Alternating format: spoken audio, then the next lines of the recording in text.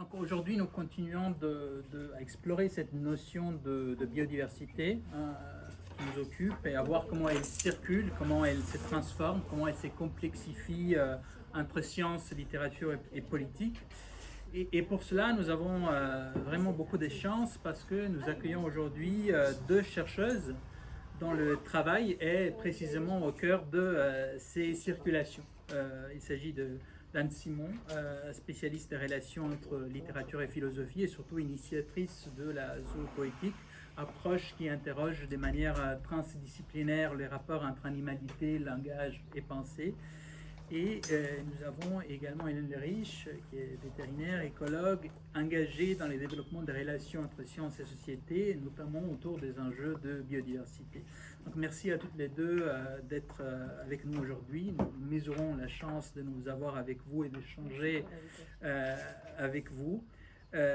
Donc très rapidement, je rappelle le format du séminaire, qui est le même que d'habitude, donc 45 minutes d'intervention pour chacune, et puis 45 minutes de discussion. Donc si tout est clair pour tout le monde, je rappelle, je passe à la présentation de notre première intervenante d'aujourd'hui.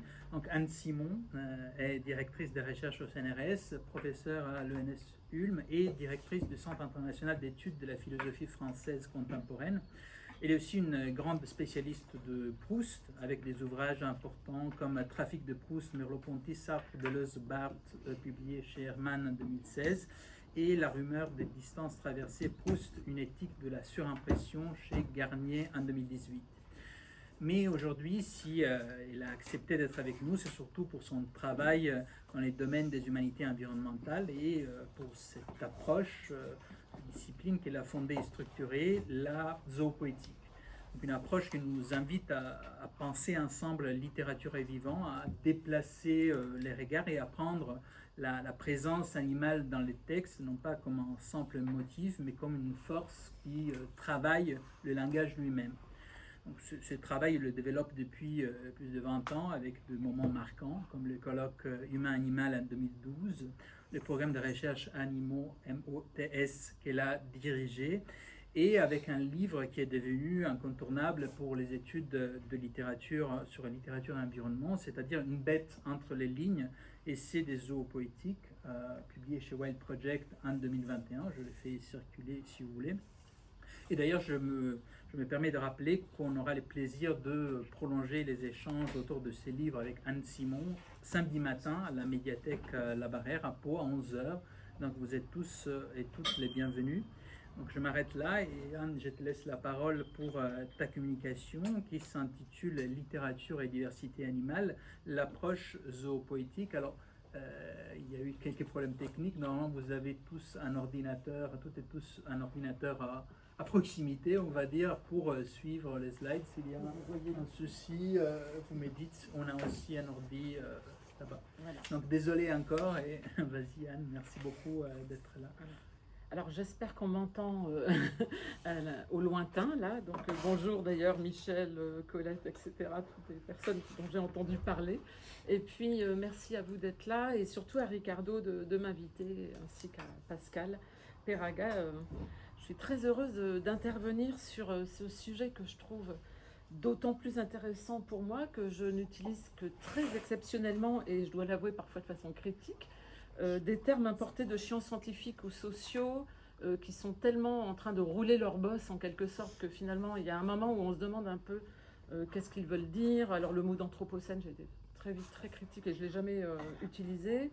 Biodiversité aussi, je l'emploie une fois, j'ai regardé dans Une bête entre les lignes, entre guillemets. Voilà. Et anthropocène, c'est pour le mettre en relation avec d'autres mots et pour justement évoquer un peu les problèmes que ça pose. Donc voilà, pourquoi est-ce que j'ai un petit problème parfois avec des mots très scientifiques aussi comme biodiversité, mais qui sont très bien passés d'ailleurs auprès du grand public. C'est parce que parfois c'est des termes qui viennent peut-être encourager ou demander à la littérature de se couler dans leur cadre, même si ces cadres sont pas évidents. Hein. Et on a parfois des espèces de doxa qui sont charriés par un certain vocabulaire scientifique qui n'est peut-être plus scientifique à force d'être galvaudé. Je vois qu'Hélène est peut-être d'accord. Moi, je pense aussi au dualisme occidental. On pourrait presque mettre des traits d'union. Le dualisme occidental nature-culture, c'est devenu une doxa. Voilà. Plus personne ne regarde l'horoscope. Aucune femme enceinte n'est à ce point superstitieuse qu'elle ne donnera jamais, elle ne révélera jamais le nom de son enfant, par exemple, avant qu'il soit né. Enfin, voilà, on sait tous qu'il y a des choses qu'on fait qui sont absolument pas rationnel et ça ne nous empêche pas de faire des études et de vivre en Occident. Autre chose, donc parfois on doit se couler dans des cadres exogènes en tant que littéraire, et parfois ces termes charrient de tels problèmes en eux-mêmes, comme celui de biodiversité que tu évoques, et je dialoguerai aussi un peu avec toi sur ton travail d'habilitation à diriger des recherches, que quand ils sont exportés en littérature, on finit en tant que critique littéraire par devoir traiter les problèmes de cet import plutôt que les apports propres et les spécificités de la littérature. Il y a donc un biais qui me semble très important. C'est un petit peu comme vous savez, les cases de Genette avec focalisation interne, externe, omnisciente, etc. On se retrouvait tout le temps chez les grands écrivains et écrivaines devant des phrases où les trois trucs étaient mélangés et ça marchait pas. Alors on expliquait que ça marchait pas. Autant passer tout de suite à la complexité. Et donc, moi, mon petit côté deleuzien, c'est de me dire qu'on peut comparer la pensée, ou pour moi la zoopoétique, à l'herbe. Et donc, j'ai plutôt tendance à commencer par le milieu, tu vois. C'est-à-dire, comme l'herbe, on ne sait pas où elle pousse, l'herbe, ça pousse partout. Bref, on plonge d'abord dans le grand bain, on va, comme l'herbe, par le milieu, sans se soucier peut-être des délimitations. Et puis, comme ça, après, on peut peut-être induire à partir de l'expérience littéraire ce qu'on peut entendre ou non, par exemple, par des rapports lexicaux tels que biodiversité. Alors, je vous ai mis un petit plan, je ne sais pas si j'espère que j'aurai le temps quand même de l'aborder, hein, les pas de côté qu'on fait en zoopoétique, comment on peut dévisager les animaux, hein, c'est-à-dire leur ôter un visage, hein, et puis, conclusion, les temporalités vitales. Alors, j'appuie peut-être pas. Merci beaucoup. Donc là, on est sur la 2. Là-bas, ouais. Et donc, j'ai été intéressée par l'argumentaire qui était proposé pour la journée d'études, hein, où vous disiez finalement, les dimensions sociales et éthiques sont occultées, hein, quand on parle parfois de biodiversité hyper chiffrée. Et moi, je dirais aussi les dimensions poétiques sont parfois occultées, mais vous le suggérez vous-même à la fin de votre argumentaire. Et donc, je voudrais revenir un peu sur la façon que je vais avoir d'envisager, ou plutôt peut-être de déenvisager la question. Alors, peut-être que j'ai envie de commencer par retourner la question initiale, narrer la diversité, en narrer à partir de la biodiversité. Donc, peut-être pas se dire qu'on va aborder la littérature en ayant la biodiversité en ligne de mire, qui serait une biodiversité déjà prédéfinie par des champs tout à fait légitimes, mais qui ont peut-être des protocoles scientifiques qui ne sont pas les mêmes que nous, qui sommes des vagues sciences, voilà. Ça ne veut pas dire qu'on n'a pas de protocole, mais pas ceux des sciences dures ou exactes, etc. Comme dit Proust, la médecine n'est pas une science exacte, au passage. Donc, ce que je voudrais, c'est partir de la biodiversité littéraire, se dire aussi que quand on est un écrivain, il y a une biodiversité interne à nous-mêmes, à notre corps, à notre langage qui passe par le corps. J'en suis la vivante expression en ce moment, et puis vous absorbez tous mes microbes en même temps. Donc voilà, tout ça en fait passer beaucoup de choses. Et donc, je voudrais montrer que la littérature, elle va embrouiller les catégories usuelles de classement en règne, en espèces. Elle va user de la désarticulation syntaxique aussi, ou des pratiques narratives habituelles, courantes, pour créer une biodiversité à laquelle on ne s'attend pas. Tu vois, une biodiversité animale qui serait peut-être pas celle qu'un scientifique définirait comme biodiversité. Peut-être que la littérature ou les littératures créent une sorte de biodiversité qui n'est pas tout à fait la même que celle qu'on entend habituellement. C'est une hypothèse, j'en suis pas sûre, c'est pour lancer le dialogue. Je voudrais aussi préciser qu'en critique littéraire, on a un gros problème qui est notre schéma corporel avec nos yeux frontaux, binoculaires, etc.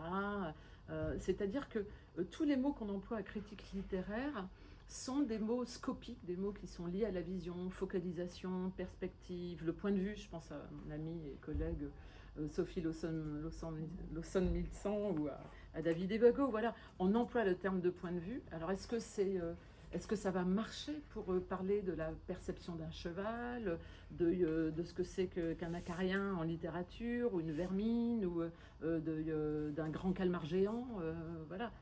Donc vous voyez, notre vocabulaire critique lui-même, c'est pas que la biodiversité scientifique qui va nous poser un problème, c'est qu'on n'est peut-être pas outillé pour aller observer la biodiversité, quelle que soit la façon dont on l'entend.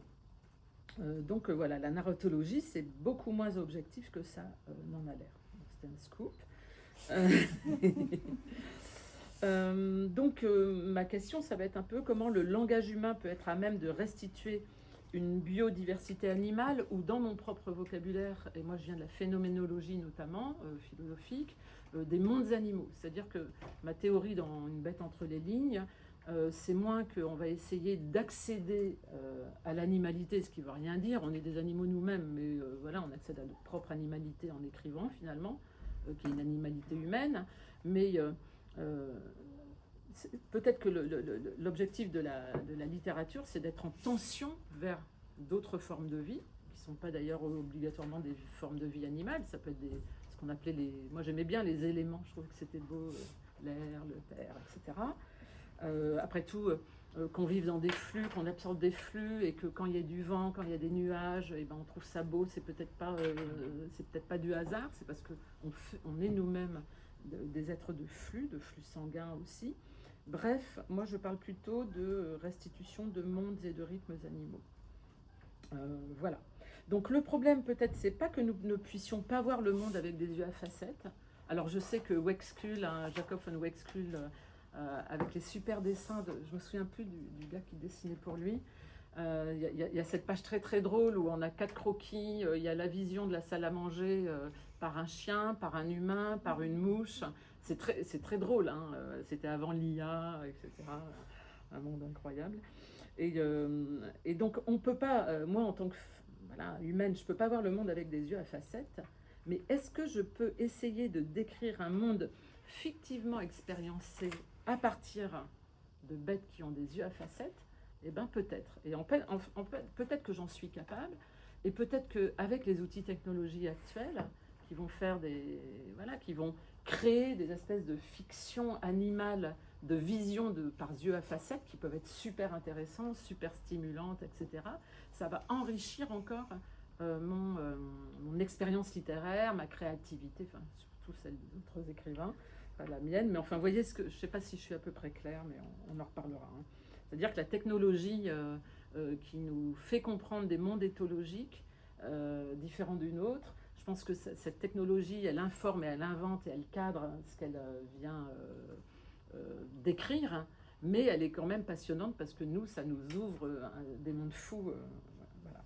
Après tout, parfois quand c'est un peu faux, c'est pas grave pour des littéraires. Alors j'en viens à mes pas de côté zoopoétiques. Hein. C'est un mot que j'aime bien, le pas de côté, parce que vous voyez, surtout avec mon genou, là, on le voit, c'est-à-dire que je peux, même à l'image, je peux me déporter un petit peu. Alors, je suis très phénoménologique, j'ai fait de la danse, des arts martiaux. Je suis persuadée, non, mais vraiment, je pense vraiment que les arts martiaux, ce sont des formes d'art. La danse, le mime, etc., c'est extraordinaire. Et donc, on voit bien que ce sont des pensées incarnées, et que la littérature est aussi une pensée incarnée, et qu'on peut très bien se dire qu'avec le langage, dont je répète qu'il est charnel, d'une certaine manière, on peut faire des pas de côté. Alors, ça peut sembler paradoxal, parce que le langage poétique, c'est hyper humain. Le langage poétique est nourri de nos fantasmes, de nos problèmes archaïques, des forces et des faiblesses de notre intimité.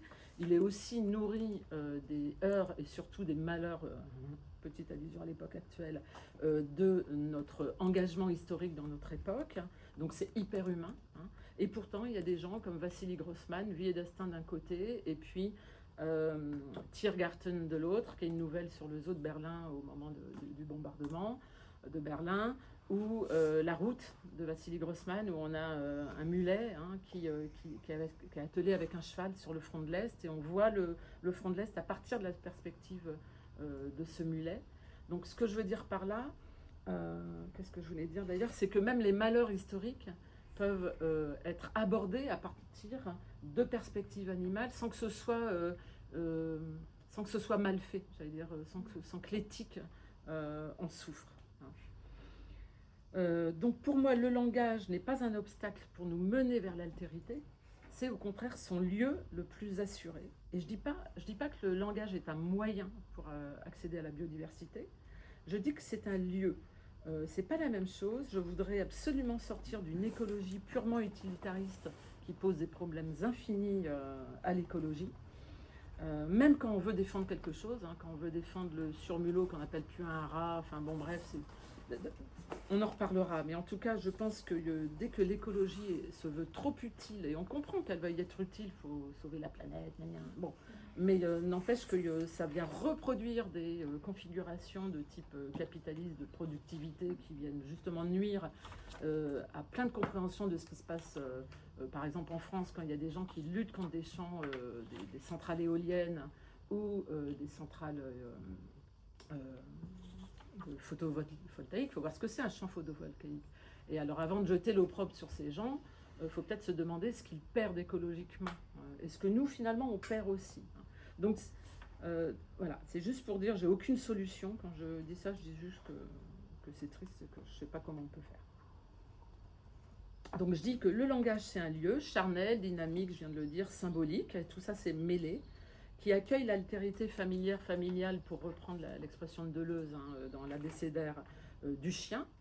Avec notre langage, on a une proximité avec le chien, mais ce langage peut aussi nous confronter, on va le voir tout à l'heure avec Giono, avec l'apparente radicale altérité du calmar géant. Alors, arrêtons de penser que ce soit un paradoxe que le langage humain puisse nous donner accès à d'autres mondes animaux ou même végétaux, biomorphes, etc. que le nôtre. Les humains ont à peu près inventé le langage. Alors, je ne dis pas qu'il y a eu une heure, mais on a inventé le langage, on va dire, non pas pour rester entre soi, et entre soi, je me suis amusée à l'écrire. Ah, on devrait être à la 3, voilà. Ah non, attends. Ah bah non, je l'ai enlevé, pardon. La 3, c'est Proust. Oui, excuse-moi. On reste sur la 2 ? Oui, on reste sur la 2, excuse-moi. Oui, on a inventé le langage pour sortir de l'entre-soi, E-N-T-R-E, que j'écris aussi A-N-T-R-E. On veut sortir de notre entre avec le langage, on veut pas se couper des autres. Enfin, c'est n'importe quoi, ça.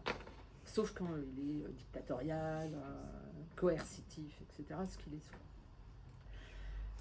Donc les voyages fantastiques que nous permet la littérature hors de notre espèce, ils ne s'écrivent pas hors sol, mais sur cette terre qui ne se meut pas, dirait Husserl. Et j'ai trouvé que c'était super intéressant quand la cosmonaute là, qui a fait le tour de la face cachée de la Lune.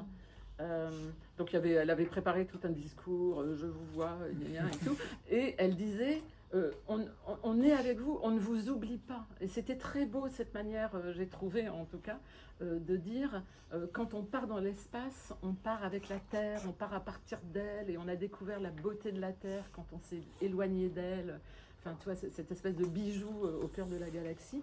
Voilà, donc qu'on soit hors de Terre ou sur Terre, je dirais qu'elle ne se meut pas et qu'on partage moléculairement plein d'aspects terrestres, et peut-être de poussière d'étoiles, bien sûr, avec d'autres créatures et éléments. Donc, c'est pas du tout anormal que le langage, qui est une spécificité humaine, mais une spécificité d'humains qui sont aussi des vertébrés, des mammifères, des primates, on est tout ça aussi. Et donc, le langage, il traverse nos différentes façons d'être spécifiques, qui fait qu'on peut, à mon avis, écrire à propos de ce qui n'est pas nous. Ce qui m'intéresse aussi, c'est de montrer que quelqu'un comme Giono, hyper sédentaire, qui écrit de Manosque, qui ment comme il respire aussi, c'est un des plus grands écrivains des arrachements cosmiques et des emportements humains-animaux, donc on n'est pas obligé de bouger pour inventer. Voilà ce que j'avais à peu près à dire. Je vais accélérer un petit peu. Donc en gros, le pas de côté qu'on peut faire dans nos propres langues, finalement, ça se fait de façon naturelle. C'est pas culturel exclusivement, c'est ça que je veux dire aussi. Alors George Steiner, je ne sais pas si vous avez lu son très beau livre qui s'appelle Extraterritorialité. a montré que certains auteurs qui ont, comme tout le monde, des langues natales, une ou des langues natales, à un moment, ils quittent leur langue pour des raisons psychiques, de survie, pour des raisons historiques aussi, de survie, etc., ou pas de survie, où ils le décident, pour écrire dans une autre langue. Et ben moi, je dirais que c'est un peu... Les écrivains en zoopoétique, sont des gens qui vont faire des délocalisations internes, qui vont faire des petits gestes chimiques, neurologiques, électriques, je ne sais pas trop comment ça marche là-dedans, mais pour accéder à une altérité intérieure.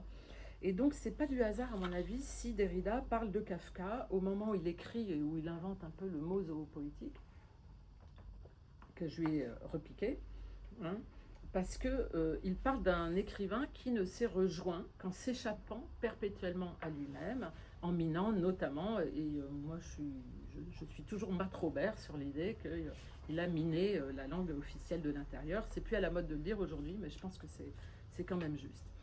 Donc on sait très bien creuser la langue, creuser la terre pour celui qui a écrit Le Terrier, avec un narrateur qui n'est ni un humain ni une créature animale, mais quelque chose de croisé, d'accord ? On s'en fiche un peu. Ce qui lui importait, c'était la construction-destruction permanente d'un terrier qui est aussi un texte, qui est aussi un refuge. Et tout ça, c'est mêlé l'un à l'autre. Voilà. Et donc, du coup, avec Kafka, je voudrais montrer un petit peu cette phrase. Je ne vais pas la lire en allemand parce que... voilà. Alors, si, wenn, vous voyez, c'est un petit mot qui va lancer la phrase. Donc, c'est un petit mot qui va créer un souffle et un élan qui ne va pas s'arrêter jusqu'au point final. Donc, on a une majuscule au début, un point final à la fin, et on démarre. Si seulement on était un Indien, tout de suite prêt. Alors, vous voyez les allitérations gleich bereit, et qu'incliné en l'air sur son cheval lancé, on frémissait sans cesse brièvement sur le sol frémissant, répétition, jusqu'à un bis, jusqu'à abandonner les éperons car il n'y avait pas d'éperons, jusqu'à jeter les rênes car il n'y avait pas de rênes, et qu'on voyait à peine le pays devant soi comme une lande tendue à ras. Donc vous voyez, tout ça c'était si, tout ça c'était veine, et que déjà Shaun, sans encolure ni tête de cheval. Vous voyez ? Donc si seulement on était un Indien, incliné en l'air, etc., déjà sans encolure ni tête de cheval, point, boum, on s'arrête, on se cogne. Enfin, il y a un élan énorme qui est proféré à partir d'adverbes ou de petits mots, comme je les appelle, comme veine, comme Shaun, den, etc. Et l'objectif, c'est d'avoir un verbe sans une phrase sans verbe principal. Et cette absence de verbe principal, elle nous emmène dans un pur élan. N'oubliez pas que Kafka, c'était Christine Le Cerf, la productrice de France Culture, qui me disait il est dans la quête du silence, du silence interne à la langue. Et bien là, moi, il me semble qu'il est capable de rendre compte d'un devenir centaure où à la fois l'homme et le cheval disparaissent dans une grande violence. Il adore couper les têtes des animaux. Voilà. Et ce qui compte, c'est la pure vitesse. Donc, pour toi, Ricardo, il faudra qu'on en parle. Est-ce qu'il n'y a pas un problème de construire une écopoétique qui pourrait être axée sur une importation de mots ou de sèmes liés à la biodiversité ? Du coup, est-ce qu'elle ne risque pas d'exclure des écrivains très inventifs comme Kafka, par exemple, Et je vais revenir un petit peu sur Ricoeur tout à l'heure. Alors là, on a un coup de bol, le cheval est mentionné. Donc toi, tu pourras me dire, j'ai le mot cheval, donc je vais pouvoir le repérer, ce texte. Tu vois ? Enfin bref. On en reparle, c'est vraiment des questions, c'est pas des critiques, c'est des questions que je me pose. Voilà. Alors, donc tu vois, la question du rythme, comment tu vas l'aborder à partir des humanités numériques, mais je sais que tu as des réponses, ça va être passionnant.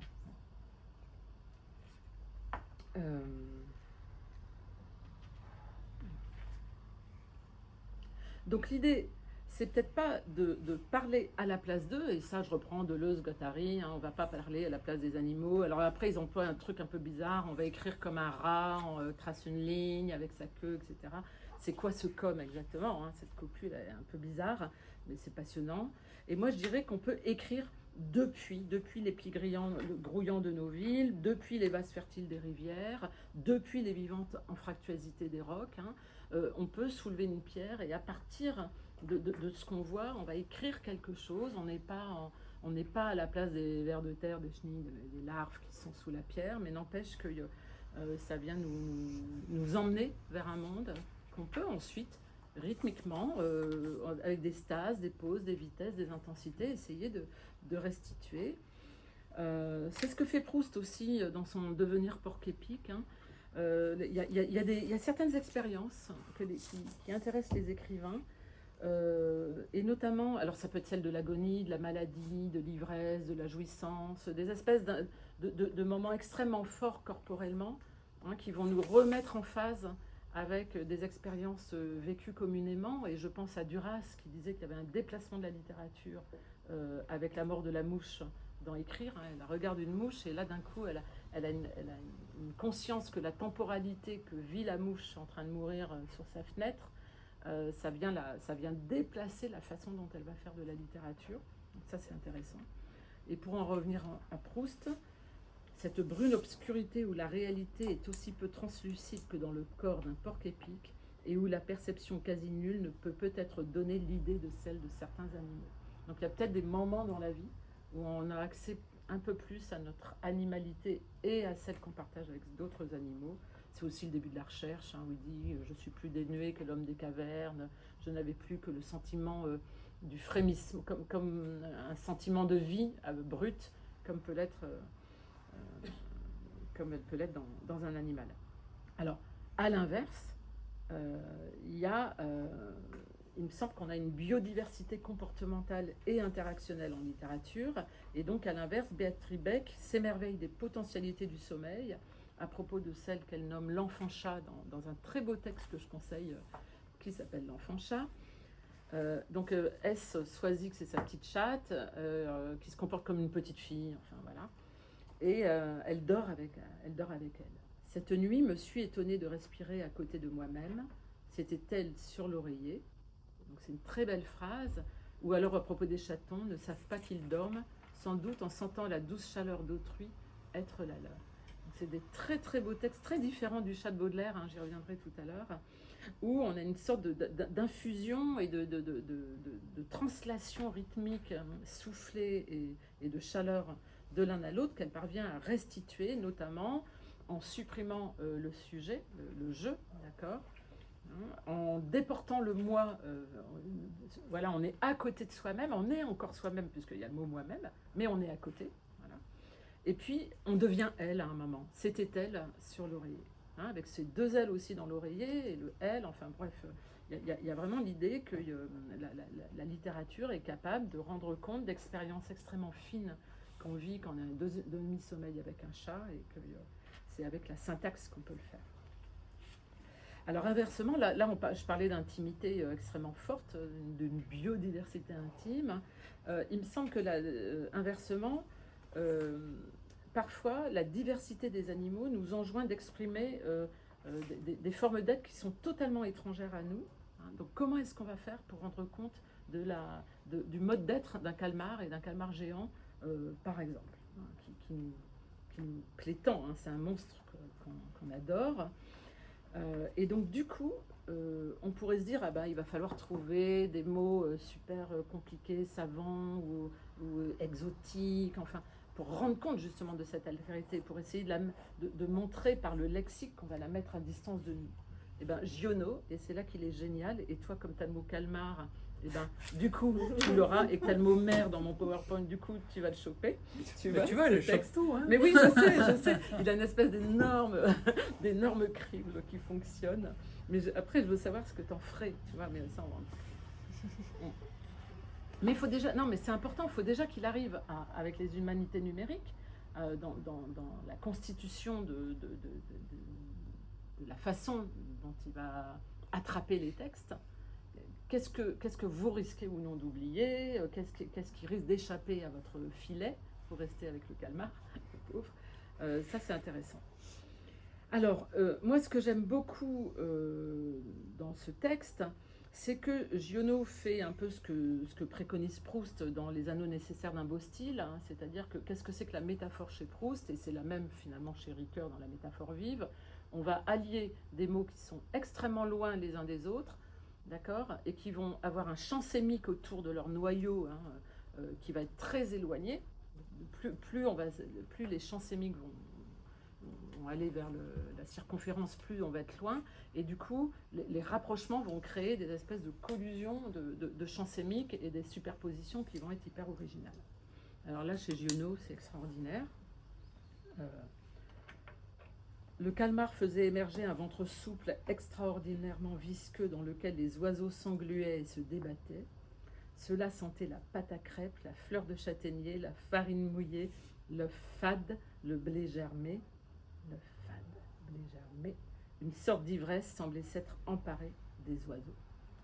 Et donc, il nous donne accès à la radiale et radicale altérité, je dis radiale évidemment avec les tentacules, radicale altérité du calmar, à partir d'un champ lexical qui est absolument pas biodivers, tu vois, c'est ça qui est intéressant, et qui est celui d'une proximité anthropologique et même biblique, ou en tout cas évangélique, qui est, ou même les deux, voilà, talmudique aussi, qui est celle du champ lexical du pain, d'accord. Et il y a un côté évangile, parfois chez Giono, notamment dans des passages magnifiques de Jean le Bleu. Donc le quotidien, est-ce que c'est le monstre qui se rapproche de nous? Est-ce que c'est notre quotidienneté qui devient monstrueuse? En tout cas, il y a un écart qui se creuse à partir même de cette mise en tension du vocabulaire, du rituel quotidien, du partage du pain ou des crêpes, etc. Et puis ce monstre, qui est une sorte de démiurge panique au sens de Pan. Il avait de nouveau abaissé ses longs bras dans la mer, la soupe primordiale. Et pendant que la boue d'oiseau, tu vois, qui est-ce qui a inventé ça? Personne que lui. Et pendant que la boue d'oiseau engluait son ventre et que sans cesse de nouvelles colonnes venaient s'y écraser avec des cris stridents, pardon, j'ai fait une faute, il s'était mis à pétrir lentement la mer avec ses bras monstrueux, faisant jaillir d'elle d'étranges éclaboussures de lumière dorée. Bon voilà, là on est au comble de ce que peut faire un écrivain en zoopoétique. Donc ces incursions imaginaires dans des formes animales qui sont inassimilables par nos schémas corporels, etc., montrent que notre langage a structurellement la capacité de déplacer ses curseurs, d'exprimer l'indistinction primordiale du vivant, de l'élémentaire, le vivant, les oiseaux, etc., l'élémentaire, la mer, et la mort, avec cette boue d'oiseau qui est en train de crever sur le ventre du calmar, etc., mais en même temps qui est en train de naître de lui de façon un peu bizarre. Voilà. Alors, est-ce qu'on peut encore dire que je parle de biodiversité, tu vois, là-dedans, Hélène? Est-ce que la littérature nous emmène trop loin, trop profond, trop archaïque dans le monde de la vie? Est-ce que c'est le lexique scientifique qui est trop pauvre, non en soi, puisque vous avez vos protocoles, mais pour décrire ce que ce serait que l'écologie littéraire, c'est toujours super qu'on ait avec d'autres spécialistes, parce que parfois on parle absolument pas de la même chose. Quand j'avais monté le séminaire, le programme de recherche Animal-Littérature, qui était à Paris 3 en 2007, j'avais fait un séminaire qui s'appelait mots/animaux AUX, MOTS AUX. Et donc j'invitais des spécialistes complètement différents des lettres ils devaient répondre à 2 questions que je leur posais tout le temps. J'aurais dû faire maintenant, aujourd'hui je ferai un podcast sur YouTube. Et les 2 questions, c'était qu'est-ce que c'est un animal dans votre discipline? Alors j'avais un juriste, j'avais un biologiste, j'avais une philosophe, alors c'est Elisabeth de Fontenay, il y avait Charles, le regretté et merveilleux Charles Galperine en biologie, en philo de la biologie. Il y avait Pastoureau en histoire, Claudine Cohen que j'avais invitée, la paléontologue. Et donc il m'avait donné des réponses vraiment géniales. Charles, que j'adorais, Galperine, me dit mais ma chérie, ça n'existe pas l'animal en biologie, il n'y a pas d'animal en biologie. Donc c'était génial parce que déjà mon questionnement primordial, il était nul et non avenu, ça j'adore. En droit, je ne vous dis pas le pataquès pour savoir ce que c'est qu'un animal. Et puis Claudine Cohen me disait... Claudine me disait, pour nous, un animal, au mieux, c'est un fossile, en tout cas, c'est mort. Au mieux, c'est un fossile, un petit peu moins bien, c'est une trace, puis sinon, c'est un chaînon manquant, quoi. Ou c'est une déduction. Donc, c'est super intéressant. Et il y avait Pastoureau, l'historien, Bon, lui, il était parti sur l'héraldique, le symbole, que c'était des représentations. Enfin, voilà. Et la deuxième question que je posais, c'était à partir de quand, parce que nous, en littérature, l'animal, c'était vraiment c'était le truc de terroir, folklorique, etc. Je leur disais à partir de quand, dans votre discipline, histoire, philo, droit, machin, l'animal est devenu un sujet légitime de réflexion. Alors la philo, je dirais, la philosophie, elle est née de façon consubstantielle, en tout cas en Grèce, avec la question de l'animal. Chez Platon, chez Aristote, ils n'ont pas les mêmes réponses, mais en tout cas, voilà. Et puis en histoire, c'est plutôt les années 1980. Enfin, vous voyez, il y a des régimes de posage de questions. Il y a des régimes de questionnement qui ne sont pas les mêmes et qui me semblent très intéressants.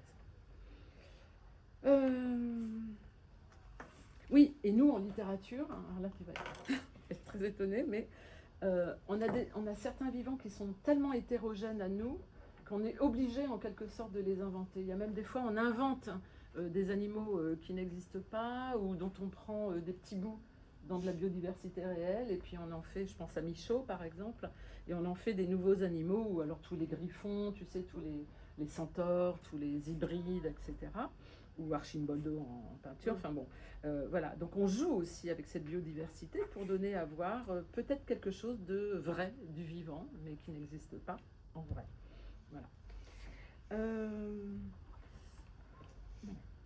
Donc tu vois, ma question un petit peu, c'est que faire quand la littérature, c'est une mise sous tension, et notamment une mise sous tension syntaxique, mais pas seulement, peut-être narrative aussi, et quand c'est pas seulement des mots les uns après les autres. Mais je sais bien que c'est pas ce que tu fais, mais toi, c'est une question qu'on peut poser un peu comme ça. Alors, je vais essayer d'accélérer. Hop.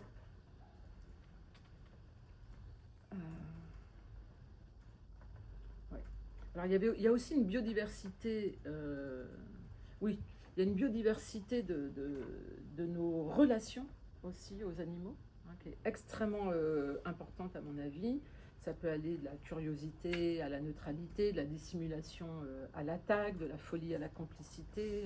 Moi, j'adore je lance un sujet de master ou de thèse, hein, mais ça marche. Hein, il y avait presque 20 ans, je voulais un sujet de master sur la zoophilie, et j'ai fini par réussir à convaincre quelqu'un.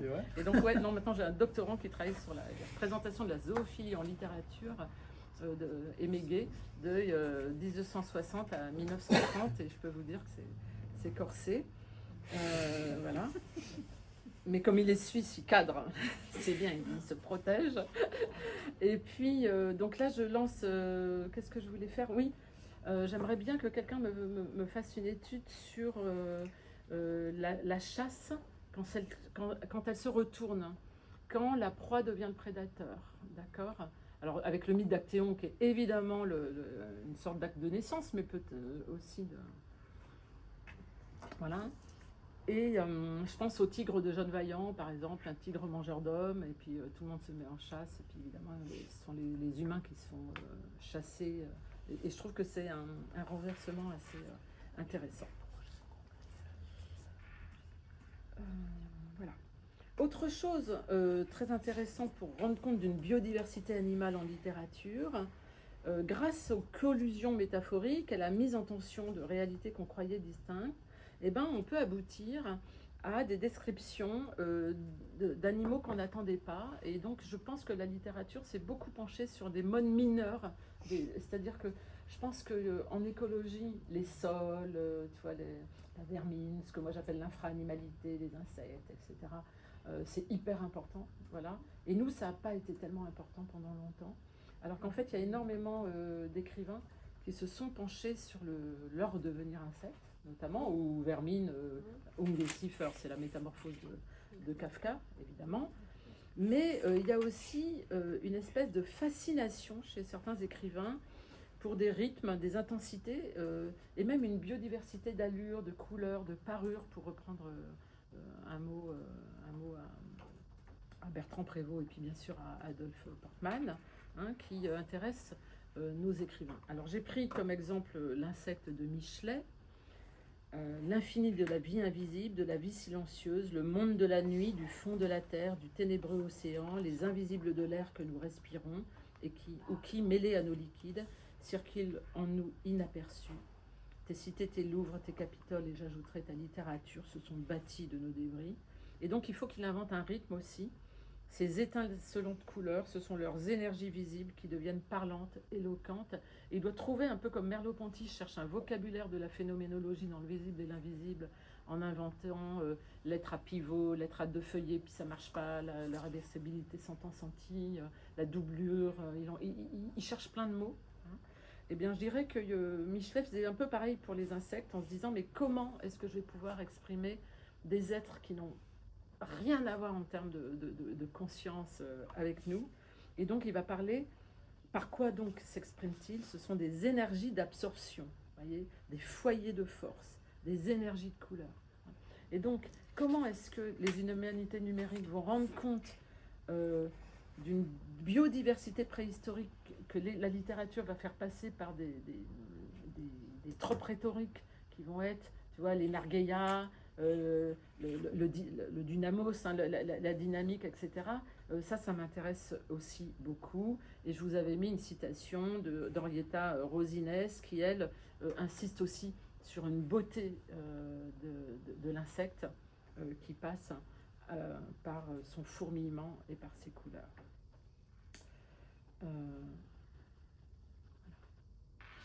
Alors, je vais passer maintenant un petit peu à l'idée de dévisager pour réenvisager. Mon idée en zoopoétique, et vous me connaissez, vraiment la moraline, et même une certaine moraline écologique, tu vois, une écologie facile, etc. Vous savez, quand les gens vous disent il suffit de faire ceci, faire cela, sans tenir compte de structures sociales super complexes, en ayant fait disparaître d'ailleurs les classes sociales aussi, hein, comme si ça n'existait plus. Du coup, eh ben, on ne comprend plus pourquoi on n'arrive pas à faire passer l'écologie. C'est tout simplement parce qu'il y a des classes sociales et qu'il faut, à mon avis, tenir compte de toutes ces structures-là. Donc moi, je ne chante pas l'hymne d'un commun universel avec les bêtes. Alors, c'est très bien hein, qu'il y ait plein de romans aujourd'hui sur les animaux familiaux, sur ton odeur après la pluie, les larmes d'Ulysse de Jean Grenier avec son chien, les chats chez Jeanne Sautière. Enfin, c'est très bien, mais il n'y a pas que du commun universel dans le rapport aux animaux. Il y a de la prédation aussi, et puis de notre part, une violence évidemment absolue. Mais il y a aussi une biodiversité très différente qui, par sa différence même, peut sembler compliquée, voire cauchemardesque. Et je vous renvoie à un très beau livre d'un anthropologue qui s'appelle Hugh Raffles et qui a écrit Insectopédia, qui est un de mes livres d'anthropologie préférés, qui est paru chez White Project. Alors, je pense à Georges Didier Huberman, hein, en train de regarder un phasme, il craint rien, le gars, il est dans... Le gars. Le petit phasme, il est dans son aquarium, puis de toute façon, c'est pas grand mal. Alors on nous parle hein, d'un animal sans queue ni tête, à la limite de la plante, il est ce qu'il mange et ce dans quoi il habite, il est rameaux, boutures, branchages, buissons. Et donc on voit Didier Huberman qui est en train de tâtonner finalement pour trouver le mot et les mots qui vont convenir pour nous donner à ressentir humainement une désorientation extrême. Ce branchage vivant, une fois reconnu comme animal, c'est l'animal en soi que nous ne réussissons plus à reconnaître. Donc c'est intéressant parce que nous, en littérature ou en philo, qu'avec Didier Huberman, mais ça pourrait être pareil quand Jacques Lacarrière décrit une termitière dans Le pays sous l'écorce ou des bancs de sardines, tout ce qui est collectif, ça lui fait une peur bleue. C'est marrant, enfin, c'est des fantasmes archaïques. Eh bien, pour nous, la biodiversité, parfois, elle peut nous emmener tellement loin de nous-mêmes. Et comme le langage, tu vois, on se l'assimile, que cet éloignement de nous-mêmes dans la lecture ou dans les films, évidemment, peut nous rendre un peu fous. Et en tout cas, ça fait exploser les classements biologiques scientifiques. Mais c'est le propre de la littérature, hein, de faire des explosions de ce type. Au point que finalement, on méconnaît les animaux, on ne sait plus, on n'arrive plus à comprendre comment fonctionne le phasme. On n'arrive plus à l'envisager, à trouver son sens, à trouver son début, à trouver sa fin. Il est trop biodivers, le phasme, en quelque sorte. Mais en même temps, c'est génial parce que ce trop nous permet de créer du texte. Hein, d'accord ? Tout ce qui nous fait un peu mal ou ce qui nous étonne, etc. Ben, c'est à partir de ça que les écrivains et les écrivaines écrivent. Je vais bientôt terminer. Donc il y a un peu le phasme. Pourquoi est-ce que Didier Huberman se penche dessus? Je dirais malaise dans la philosophie, stupeur dans la philo. La philo qui fait de la tête un must, hein, le cerveau, le visage, puis à chaque fois les Grecs, là, ils ont le cou, le visage, etc., qui permet une altière orientation dans le monde. C'est le must de l'humain. Alors dès qu'on est des animaux qui n'ont pas de visage, qui n'ont pas de face, qu'on ne sait plus par où les prendre comme le ver de terre, nous les littéraires, on est un petit peu désaxés. Voilà, mais c'est formidable parce que ça nous permet de comprendre que l'éthique, elle ne peut pas se fonder sur des animaux uniquement sentients, qui ont une espèce de conscience de soi ou des interactions extrêmement riches avec nous-mêmes. Et donc, je vous ai mis une petite citation que j'adore de Jean-Pierre Hoth, La sexualité d'un plateau de fruits de mer. J'adore cette phrase. Quand on est, et je pense que pour l'éthique contemporaine, ce serait vraiment à propulser hein, sur le devant de la scène. Quand on est oursin, l'on porte effrontément son anus sur sa face supérieure. Alors, c'est génial parce qu'on a là une sorte de parodie de style naturaliste descriptif avec un « on » qui vient relier l'humain à un adverbe hilarant, vous voyez, effrontément. Bon, voilà. Donc l'oursin, il est mis à distance avec son anus sur la face et en même temps, la phrase, elle est tellement anthropomorphisée en quelque sorte que ça nous dit peut-être quelque chose de nous-mêmes. Et moi, je dirais qu'il y a beaucoup, et je vais terminer là-dessus, tant pis pour les temporalités, je pense qu'il y a beaucoup d'écrivains qui ont essayé d'imaginer de façon donc très biodiversifiée comment les autres animaux nous font face. Hein, et quelles sont les faces d'autres animaux. Peut-être que... qu'est-ce que je voulais vous dire oui, je pensais au sourire du chien, dont une formule de Hugo, semble-t-il, mais que je n'ai jamais retrouvée. Il disait que c'était le sourire du chien. Et Roland Barthes dit à propos de la queue du chien qui bat, là, que c'est un super visage. Et ça, je trouve c'est intéressant, parce que finalement, il y a plein de bêtes qui ont peut-être des faces collectives, comme le loup en meute ou les marmottes, qui ont un regard partagé, dispersé, etc., qui n'est pas du tout notre façon de faire, sauf peut-être quand, par exemple, on est en opération commando, et là, on se retrouve avec... Non, mais quand on est en mode survie, peut-être qu'il y a de ces partages-là qui se font. Et moi j'en ai un peu assez de temps en temps aussi qu'on mette un peu trop de mystère dans les animaux, mais non pas un mystère scientifique, en se disant tiens là je comprends pas comment cet animal fonctionne, comment il est fabriqué, voilà. Non, nous on a toute une sorte de mythe du mystère animal. Alors ça nous vient de Rilke, de Heidegger, Derrida, de Baudelaire avec le chat. Je vous ai mis une citation: que ta voix chamise.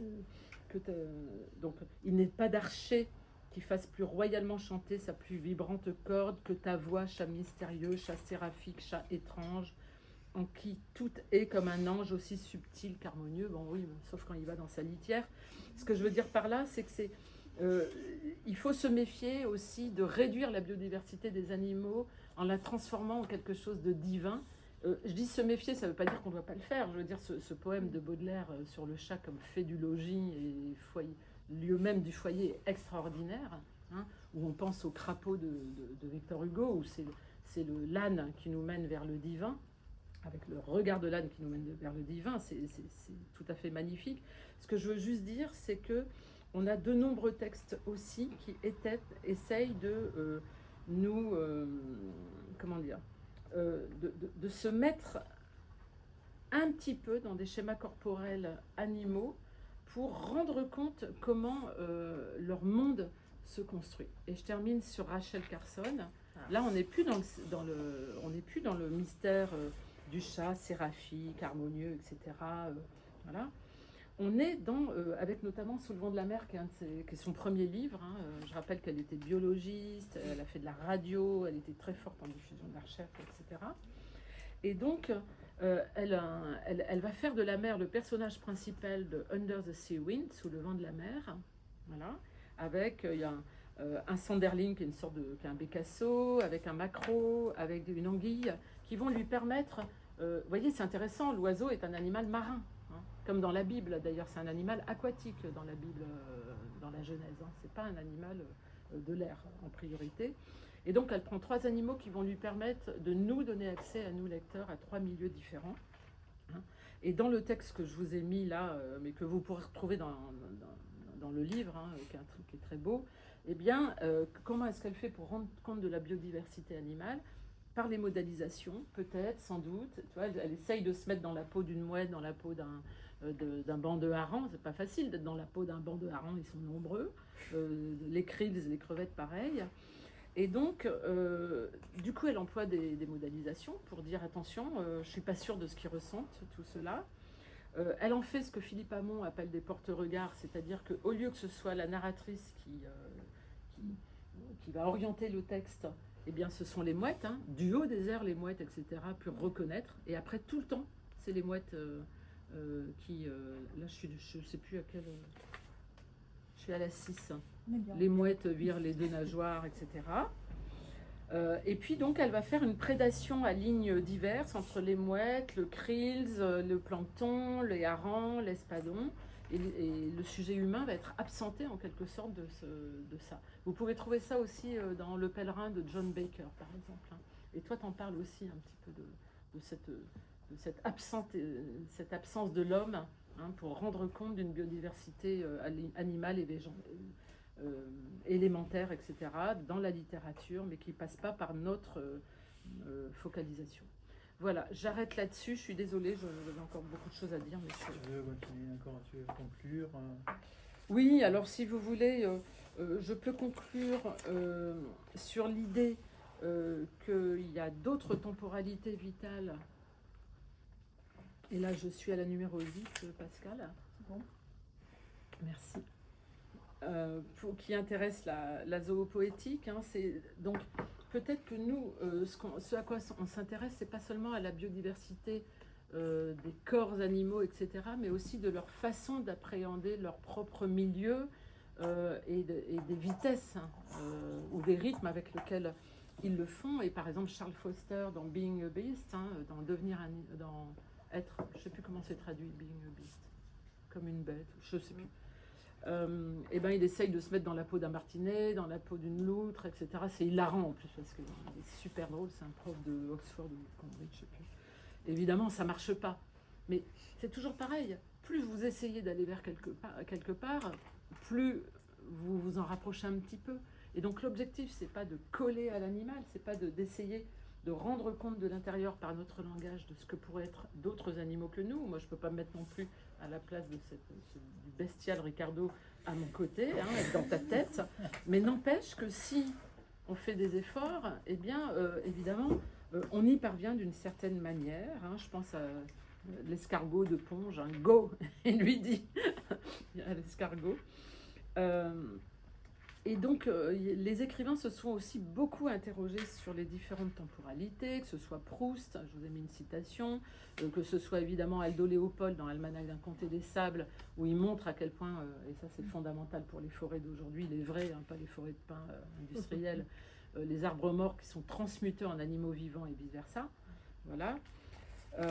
Et puis, il y a une dernière temporalité qui pose bien des problèmes. C'est celle de la fin des animaux. Et il me semble que la biodiversité, elle est aujourd'hui abordée le danger qui est pesé sur la biodiversité aujourd'hui, elle est abordée de 2 façons, notamment en littérature. D'une part, avec une réflexion de nombreux écrivains sur les eaux, sur les réserves naturelles, sur la conservation des espèces. Enfin, tu vois, toute une réflexion sur un certain nombre de mots. Et que l'écologie a pris à bras le corps. On en discutait tout à l'heure. Aujourd'hui, ce qui compte, ce sont des écosystèmes, la capacité à les faire pouvoir se régénérer dans le temps, d'accord.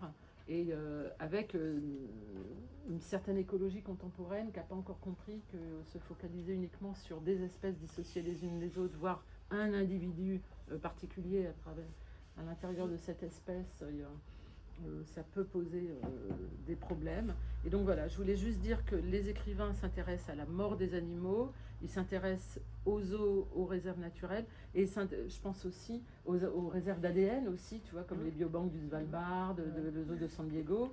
Vous avez un très beau texte de Xavier Boissel qui s'appelle Rivière de la nuit, qui se passe dans qui est une sorte de satire ou de très sérieuse de la réserve du Svalbard, voilà, l'Arche de Noé. Et puis il a écrit aussi Capsule de temps qui est super.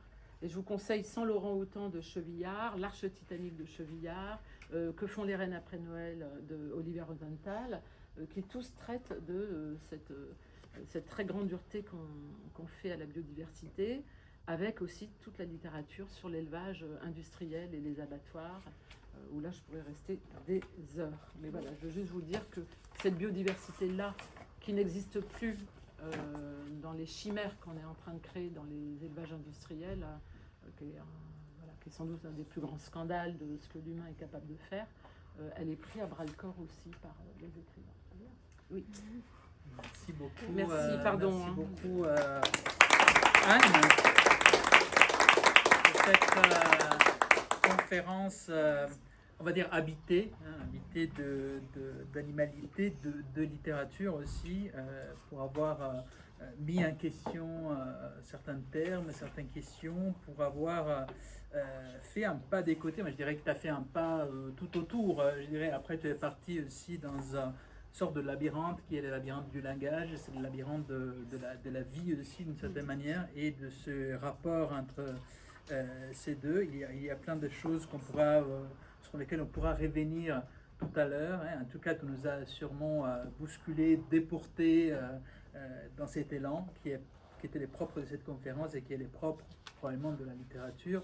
En tout cas, ce qui est vraiment incroyable, c'est que ce que tu apportes, c'est aussi une idée très, très, très spécifique et très intéressante de ce qu'est la littérature et ce qu'elle peut faire par rapport à l'humanité et à la vie. Je te rassure, les humanités numériques ne font rien de tout ça. À un certain moment, il faut s'arrêter et revenir au texte, parce que sinon, toutes ces choses sont complètement impossibles. Ouais. Donc, merci beaucoup. Et Solange, si on passe la parole. À Hélène Le Riche. Donc, nous sommes très heureux d'accueillir Hélène Le Riche, qui, comme l'a dit Ricardo tout à l'heure, a une formation de vétérinaire puis d'écologue. Donc, j'ai eu le plaisir de rencontrer Hélène à la FRL, qui est la Fondation pour la recherche sur la biodiversité, où tu as été impliquée, donc si j'ai bien suivi, dans le CA, au secrétariat du PBES et aussi au COS. Parce que tu es donc responsable de la chaire de génie civil écologique à l'ESTP, qui est une école d'ingénieurs à Paris, BTP. Et cette chaire est aussi cofondée donc par AgroParisTech, où tu enseignes, et je crois par une troisième institution, l'UPGE. Et donc l'objectif de cette chaire, c'est d'hybrider le génie civil et le génie écologique pour permettre d'intégrer des savoirs écologiques, environnementaux, donc de préservation de la biodiversité, dans des projets d'aménagement urbain. Tu as dirigé avec Pierre-Henri Gouillon aux origines de l'environnement chez Fayard en 2010. Et donc aujourd'hui, si j'ai bien compris, donc tu vas revenir sur ta longue expérience de dialogue entre les sciences de l'environnement et la décision publique sous différentes formes, donc la sphère décisionnelle, en t'intéressant en particulier aux enjeux des termes employés à la frontière entre ces deux mondes, donc des sciences environnementales et de la décision. Donc je te laisse la parole et peut-être que tu peux revenir. Merci.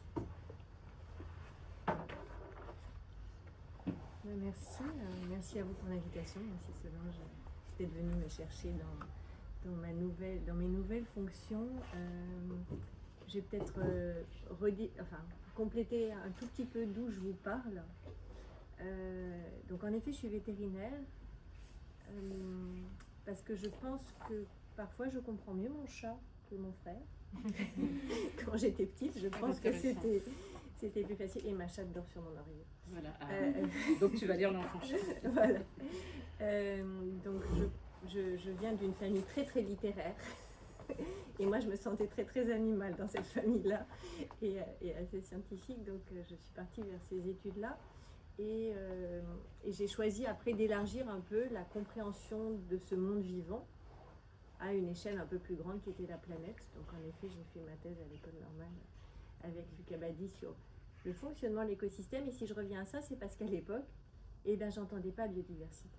J'entendais écologie, j'entendais fonctionnement des écosystèmes. Il y avait un peu deux voies, tout ce qui était fonctionnement, et puis d'un autre côté tout ce qui était évolutif. Alors l'écologie, c'est une science très jeune en fait. Ça fait finalement pas très longtemps qu'on travaille à ça. Je revoyais, parce qu'en effet avec Pierre-Henri Gouillon, que vous connaissez peut-être, qui m'avait proposé de coordonner ce gros ouvrage auquel on a invité Descola, Morin et d'autres à discuter. L'idée c'était qu'en 2010, il y avait des enjeux de connaissance de où on en était sur l'érosion de la biodiversité, puisqu'on parle d'érosion, d'effondrement. Et donc on avait voulu faire un peu un tour d'horizon de tous les spécialistes de ce sujet. Il y avait Jacques Weber comme économiste, il y avait François Moutou comme épidémiologiste. Enfin, on a été chercher à peu près tous les gens qu'on connaissait sur ces sujets-là pour leur demander de nous résumer ça en quelques pages de la vulgarisation, je dirais, de haut niveau. Et ça permettait de se rendre compte de la multiplicité des enjeux autour de ce mot qui était relativement nouveau et qui, c'est vrai, moi je me suis longtemps battue pour dire que je n'étais pas biodiversité, que c'était fonctionnement des écosystèmes. Mais après ma thèse, j'ai eu la chance de découvrir encore un autre monde. J'ai toujours été à l'interface. Donc j'ai rencontré un autre monde qui était celui des ingénieurs, puisque Dominique Bourg avait monté à l'époque, alors en tant que philosophe, mais une nouvelle filière pour les ingénieurs à Troyes, qui se centrait sur ce qu'il appelait à l'époque l'écologie industrielle, qui est maintenant l'économie circulaire, qui était toute cette idée de repenser notre économie de façon beaucoup plus circulaire et en coopération, et non pas linéaire comme on le fait depuis la révolution industrielle. Et il voulait un écologue pour inspirer ses étudiants ingénieurs et leur montrer qu'ils avaient peut-être à apprendre du vivant.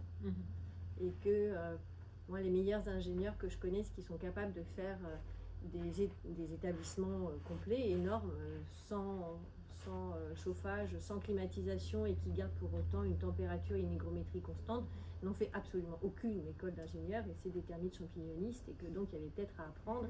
Et il s'avère que dans ma thèse que j'ai réalisée en partie au Zimbabwe, j'avais en face de moi à Harare justement le bâtiment qui avait été construit sous ce même inspiration, donc je pouvais témoigner du fait qu'il y avait des ingénieurs qui avaient su s'inspirer du vivant. Et ça fait, alors pour paraphraser certains de mes amis ou maîtres, c'est Gilles Boeuf qui le dit en général, ça fait 3,8 milliards d'années que le vivant innove sous contrainte, donc ça doit faire peur à personne, on est suffisamment intelligent et les entreprises avec qui je travaille depuis des années, je vais vous raconter pourquoi, n'ont pas peur des contraintes et ça peut être justement l'occasion de s'adosser sur ces contraintes pour être innovant, pour trouver et pour s'inspirer avec énormément, mais vraiment énormément d'humilité et de prudence, parce qu'on parle d'un monde vivant dont Marc-André Solos nous rappelle qu'on en est constitutif. Enfin, vous m'écoutez avec plus de biodiversité sur et dans votre corps que vous n'avez de cellules, donc vous n'êtes jamais seul. Son bouquin chez Actes Sud est super pour ça et nous réancre dans le vivant, alors de façon très scientifique, hein, mais voilà, il est très bien écrit, donc c'est assez agréable. Et donc c'est vrai que voilà, cette interface avec les élèves ingénieurs était très intéressante. Et puis j'ai eu la chance, comme tu le disais, de rejoindre, alors à l'époque c'était pas l'AFAB, c'était l'IFB, l'Institut français de la biodiversité, qui était dirigé par Jacques Weber, anthropologue et économiste. Et donc là, j'ai été obligée de passer du côté obscur de la force en devenant biodiversité, ça s'est collé sur mon front, donc j'ai renoncé à expliciter les choses et j'ai accepté cette étiquette parce que ce mot-là, depuis la Convention sur la diversité biologique, donc ces cadres politiques finalement, avait trouvé ses lettres de noblesse et donc devenait le vocable de tout un chacun. Et même les scientifiques s'y sont mis. Enfin voilà, il y a un moment, est-ce qu'on lutte contre le véhicule qui apparaît ou est-ce qu'on le prend en chemin et puis on essaye peut-être de s'attacher, voilà, à le redéfinir, à rappeler les éléments les plus importants. Donc évidemment que la biodiversité, ça n'est pas une collection d'espèces, au secours. Voilà. Noé s'en est très bien démerdé et il en parle très bien, la Bible en parle très bien, mais c'est pas ça. Le vivant, c'est pas ça. C'est de la diversité, c'est des interactions, c'est des dynamiques. Et donc, Jacques avait inventé sa définition à lui, qui était que la biodiversité, c'était la diversité des interactions entre organismes dans des milieux en changement. Et vous aurez remarqué que je n'ai pas utilisé le mot espèce. Et que la force de Jacques, c'était de dire que dans organisme, on peut aussi mettre organisation humaine. Et donc une façon d'amener, bon, il est anthropologue avant tout, d'amener les humains sur ces sujets-là et de les prendre au tripes. Donc voilà. Et après, j'ai fait la recherche, j'ai toujours fait l'enseignement à côté, une fois que j'ai arrêté à l'UTT, parce que j'étais rentrée à l'IFB pour monter un projet européen de coordination de la recherche sur la biodiversité. Donc voilà, on avait tous fini par tomber dans la biodiversité et par se dire il faut y aller, et puis voilà, on explicitera les choses. Et ensuite, je suis passée dans un autre monde, qui est le monde de la société civile, puisque je suis devenue la directrice scientifique de la Fondation Nicolas Hulot. Et là, la question qui s'est posée, et alors je ne vous parle pas de littérature, n'attendez pas que je vous parle de littérature, je vous parle de... Comment ? Je vous parle de langage, de compréhension et de la façon dont les gens le disent avec leurs mots, mais ce ne sont pas, je ne peux pas travailler avec des grands écrivains. Par contre, on était sur ces sujets-là, on avait des éléments scientifiques qui étaient de plus en plus robustes. Il y avait eu en 2005 le Millennium Ecosystem Assessment, qui était ce bilan mondial fait par des scientifiques, et à peu près aucun français, mais en tous les cas fait par des scientifiques sur l'état de la planète. Et là, ils avaient fait une autre pirouette, parce que la biodiversité, on en parlait, donc il y avait la définition de la convention avec les gènes, les espèces, les écosystèmes et leurs interrelations. Donc il faut toujours rappeler que quand même tout ça, ça se mêlait. Donc c'était un peu particulier. Et en même temps, on sentait bien qu'on était sorti du monde naturaliste en parlant de biodiversité. Ça avait touché les politiques. Il y avait les conventions sur la diversité biologique. Mais le monde économique restait complètement en dehors du scope. Alors, c'était un peu important. Et donc, il y a eu un saut linguistique, en tous les cas une tentative de pédagogie qui a été de parler de service écosystémique et donc de s'anthropocentrer, de se dire dans ce rapport d'état de la planète en 2005, oui ça va pas, oui l'humain est sur la branche et à la barre, mais surtout il est sur la branche parce que il en dépend complètement. Et donc au lieu d'avoir une liste d'espèces longue comme le bras en disant on est honnête, on ne les connaît pas tous, il y en a qui apparaissent tous les jours, il y en a qui disparaissent tous les jours, donc oui, on doit être prudent et scientifiquement honnête. Là, tout d'un coup, on avait quatre boîtes. Donc ça rentrait bien, ça rentrait dans un tableau Excel. Donc pour mes élèves ingénieurs, pour les politiques, c'était formidable. On avait 4 boîtes et on pouvait dire qu'on dépendait, notre bien-être, donc quand même, ce qui est posé, c'est le bien-être humain, non, complètement anthropocentré, dépend directement de la biodiversité. Et cette biodiversité, elle nous rend, alors Jacques s'attache à dire qu'elle nous rendait rien parce qu'on n'y avait rien prêté, mais enfin on y prélevait des services. Le premier, c'était l'approvisionnement. Donc vous êtes habillé de biodiversité actuelle ou fossile, vous mangez de la biodiversité et vous vous chauffez si vous êtes au bord de la biodiversité. Enfin voilà, il y a de la biodiversité, on prélève ce dont on a besoin. Il y avait le service de régulation, c'est-à-dire que vous avez de l'eau potable parce que les écosystèmes sont en bonne santé, et je peux vous dire que Nestlé, Waters et d'autres compagnies le savent bien, parce que quand l'écosystème est en mauvaise santé, ça ne fait plus d'eau minérale, et donc il y a carrément de la contractualisation avec les acteurs de l'agriculture pour changer les pratiques et soutenir une restauration du fonctionnement de l'écosystème. Vous avez le culturel, donc le service culturel au sens large, l'inspiration, littéraire, de peinture, des religions, enfin voilà, tout le côté culturel. Et puis il y avait celui, alors toute la discussion était de savoir si c'était un service dont on bénéficiait ou si c'est la lecture du fonctionnement de la planète à la base, c'est-à-dire les services de soutien, donc tout ce qui est grand cycle de l'eau, grand cycle du carbone. Vous savez que vous êtes fait de carbone, vous savez que vous ne pouvez pas respirer sans les plantes, vous savez que vous participez au cycle de l'eau, à tous ces cycles-là. Donc ça faisait 4 boîtes. Et on s'est mis à parler de services écosystémiques. Et quand moi j'en parle avec mes étudiants, l'impression que j'ai, c'est que en fait on a juste changé de lunettes. Donc on s'est anthropocentré, tout le monde s'est dit chic, on va pouvoir parler de services, on va pouvoir parler utilitariste. Alors déjà ça pose des grosses questions, mais de toute façon Mais en fait, il n'y a pas qu'un point de vue humain. C'est-à-dire qu'autour d'une forêt, vous allez avoir le forestier qui va vous dire moi je vois très bien pourquoi j'ai besoin que les arbres poussent et je pourrais vendre du bois, que ce soit du bois d'œuvre ou du bois de chauffe. Vous avez le chasseur qui va vous dire je vois très bien ce que je peux faire dans la forêt et j'en ai besoin et c'est mon service récréatif. Vous avez le cueilleur de champignons qui voudra peut-être bien aussi pouvoir venir de temps en temps pour un autre service récréatif. Et ce ne sera peut-être pas le même et pas au même moment, sinon ça risque de faire des dégâts. Et puis vous avez la collectivité en aval qui va vous dire en fait, si vous déboisez toute cette partie de la forêt, j'ai tout le service d'épuration de l'eau qui va disparaître. Et donc moi, ça va limiter l'expansion de ma collectivité parce que j'aurai plus ce service-là. Donc finalement, on en revenait toujours à une question qui était comment on fait ensemble et comment on est autour d'un commun.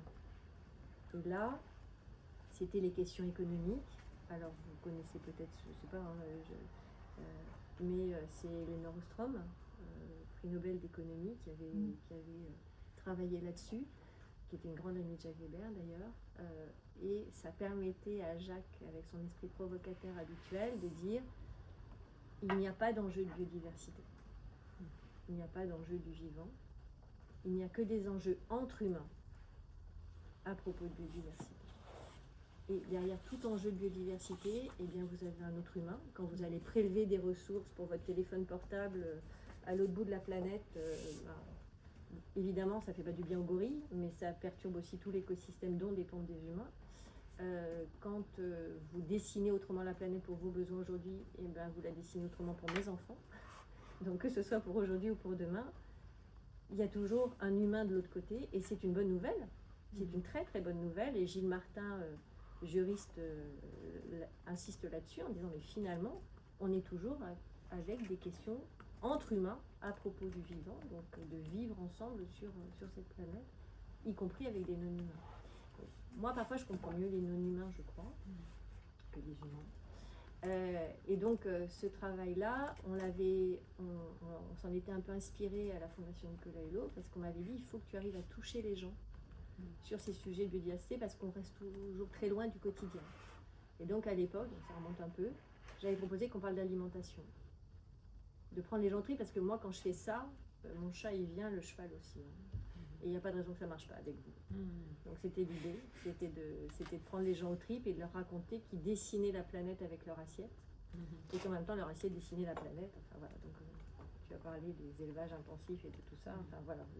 Et aujourd'hui, on parle même de One Health, c'est de la façon dont notre santé est liée à celle des écosystèmes. Donc à chaque fois, je ne parle pas de littérature, mais peut-être plutôt de langage, en tous les cas des mots qui arrivent à amener les gens sur ces sujets-là, qui arrivent à les toucher, tout en sachant que, par exemple, sur les services écosystémiques, j'ai l'impression qu'on a réussi à les toucher, mais pas forcément à leur faire prendre la bonne posture. C'est-à-dire qu'on les a amenés avec leur trip, en disant vous en avez besoin pour manger, vous en avez besoin pour faire votre business.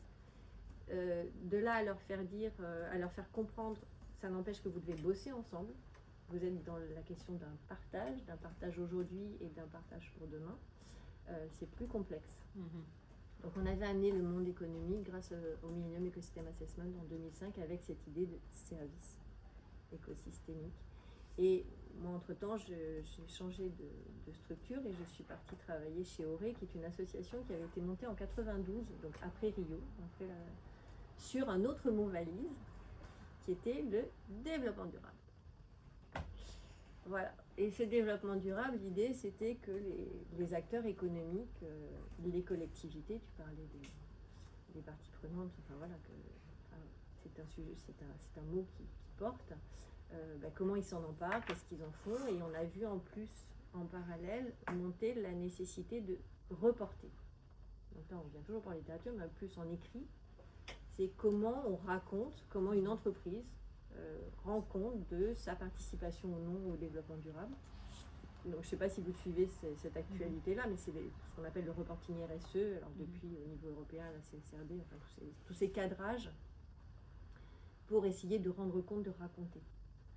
Donc, moi, j'avais la chance dans mon groupe de travail qui s'appelait Biodiversité économique, qui avait été créé par Jacques Weber, et que nous avions pompeusement appelé prospectif pour essayer d'être un peu plus loin que le quotidien et pas avoir, parce qu'autour de la table, j'avais des tables comme celle-ci, J'avais LVMH, j'avais Bouygues, j'avais Vinci, j'avais Suez. Enfin, et l'idée, c'était qu'ils laissent le flingue à l'entrée et qu'ils ne soient pas tous en train de se battre parce que par ailleurs, sur des appels d'offres, ils pouvaient être en concurrence. Et donc, on voit un peu plus loin. Donc, c'est pour ça. Et on avait donné, on avait dit que tout était entre nous, que ne sortirait de ces groupes de travail que ce qui serait validé par ceux qui étaient autour de la table, et ça ne serait partagé qu'aux membres de ORE. Et le plus formidable groupe de travail que j'ai eu, c'est celui pour lequel il n'y a jamais eu de compromis. Parce qu'ils m'ont tous dit, bon allez, pour de vrai, franchement, voilà comment ça se passe. Et c'était fantastique, parce que finalement, vous avez dans ces entreprises, dans ces structures, des gens qui en fait sont attachés au sujet, essayent à leur mesure de faire avancer les choses, de trouver les bons mots, de trouver la bonne façon de se servir de la réglementation pour dire, vous voyez, on a quand même besoin d'en parler, donc il faut quand même qu'on fasse des rapports, d'essayer de faire de la communication. Parce que la biodiversité, comme tu as dit, c'est joli. Donc sur des rapports d'activité, on va toujours chercher le joli papillon, la jolie fleur. Alors Pierre-Henri Gouillon, il aime bien commencer ses cours avec une slide où il vous met toute la biodiversité moche possible et imaginable. Donc déjà la lotte, vous savez pourquoi on lui coupe la tête, parce que quand même si vous la voyez, vous la mangez plus. Le râteau, il n'est pas terrible non plus, alors qu'en écologie, c'est l'animal modèle par excellence, il nous intéresse beaucoup. Lequel? Le râteau. Ah, le râteau. Je ne sais pas si quelqu'un écrit déjà sur le râteau. Je ne le connais pas, mais... Il a une sale tête. Mais il est très intéressant en tant que petit mammifère social. Et donc, finalement, comment on parle de la biodiversité à ces parties prenantes et comment on en parle en interne pour faire monter les sujets. Et il ne vous a pas échappé qu'il y a une année où on a beaucoup parlé de biodiversité. Alors, ce n'était pas celle dont on était censé parler, parce qu'il y a des rendez-vous prévus où les conférences des parties de la Convention sur la diversité biologique se réunissent pour dire où est-ce qu'on en est de la biodiversité. Maintenant, on a un regroupement scientifique... un regroupement scientifique qui s'appelle l'IBES, qui est l'équivalent du GIEC pour la biodiversité, qui fait les états des lieux. Et donc ça ne va pas, et on s'attendait à pouvoir faire un bilan et à se dire on va arrêter l'érosion de la biodiversité, sauf qu'il y a une autre biodiversité qui s'est invitée, qui nous a réappris à tous l'alphabet grec en un an, c'est le Covid. Qui a eu quand même un effet pédagogique très fort, c'est que maintenant il n'est pas trop difficile de faire comprendre que la biodiversité est dynamique. Ça c'est pas mal, parce qu'on avait du mal à le faire prendre en... Voilà, ça varie vite, on réapprend tout l'alphabet grec. Et donc on s'est retrouvés chez soi.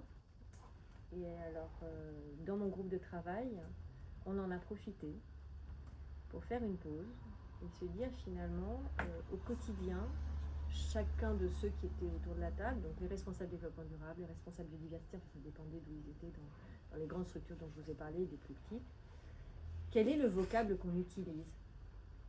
Quels sont les mots avec lesquels il faut qu'on joue tous les jours sur ces sujets-là, avec des acteurs économiques, avec des parties prenantes, dans des appels d'offres, avec la sphère politique?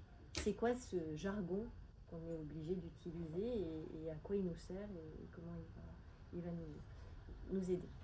Et donc, je vais juste vous lire la 4e de couverture de ce petit bouquin qui fait que nous aussi, on a travaillé sur les mots MAUX et les mots MOTS. L'idée, c'était d'interroger ces mots, MOTS, en disant prendre le temps de considérer quelques-uns de ceux qui font partie du vocable des enjeux biodiversité, qui sont utilisés communément lorsque l'on évoque le devenir de la biodiversité, la façon dont les humains peuvent s'en soucier. Interroger cet échantillon de mots pour tenter de questionner les perceptions, les représentations de tout un chacun et permettre peut-être d'éviter ou du moins de limiter certains des mots MAUX que connaît ce monde vivant dont il est question dans nos dialogues à propos de la biodiversité dans nos sociétés humaines. C'est l'exercice auquel s'est prêté un certain nombre de participants ou sympathisants du groupe de travail biodiversité économie, en leur nom, avec leur structure ou simplement en habitants de la Terre, afin de révéler la polysémie de ces termes qui nous sont familiers et que l'on devrait prendre le temps de questionner, de déconstruire, reconstruire ensemble pour découvrir qu'il n'y a pas d'enjeu biodiversité, mais bien des enjeux entre humains à propos de la biodiversité, comme le disait Jacques Weber lorsqu'il a initié ce groupe de travail. Voici donc quelques pages pour vous inviter autour d'une petite vingtaine de mots à cet exercice riche et enthousiasmant. D'abord, ça nous a aidé à tenir le coup pendant Covid, parce qu'on se retrouvait régulièrement sur ces mots-là. On avait choisi un certain nombre de mots qui étaient familiers à tous. Alors, il y en avait qui étaient plus spécifiques, comme agroécologie, artificialisation. Alors, comme il a été dit, maintenant, j'ai glissé vers un autre monde qui est le monde du génie civil, donc des aménageurs, qui, donc à l'ESTP, qui est une école d'ingénieurs du BTP, qui s'est alliée avec AgroParisTech pour essayer de voir comment les questions de restauration du fonctionnement de l'écosystème, d'aménagement du territoire, peut se faire de façon plus respectueuse justement de la capacité d'adaptation. Et on l'a fait avec l'UPGE, qui est donc l'Union professionnelle du génie écologique, qui est cette nouvelle façon de travailler l'écosystème. Donc ça émane des connaissances d'ingénierie écologique qu'on peut acquérir en école d'ingénieur ou à l'université. En sachant que c'est une chaire d'enseignement et de recherche pour donner un peu ses lettres de noblesse à cette nouvelle façon de travailler le vivant, en sachant que ça parle aux communes, ça parle aux collectivités, ça parle aux entreprises, parce qu'en fait, ce dont je vous parle derrière ça, c'est lutte contre les inondations, c'est lutte contre les sécheresses, les effets de chaleur dans les villes, c'est comment on restaure du coup un monde vivant qu'on a par trop artificialisé évidemment. Et parfois ça demande une pelleteuse pour dessiner une rivière ou pour déconstruire une digue, et en même temps il faut penser à la reconstruire, à s'inspirer souvent des castors quand on peut, ou en tous les cas savoir apprendre aussi de ceux qui vivent avec ce monde-là. Mais ça demande des compétences et c'est donc cette idée-là. Et donc oui, tout ce qui est aménagement, artificialisation, et nous c'était un terme qu'on avait travaillé parce que vous avez la réglementation qui vous parle de zéro artificialisation nette.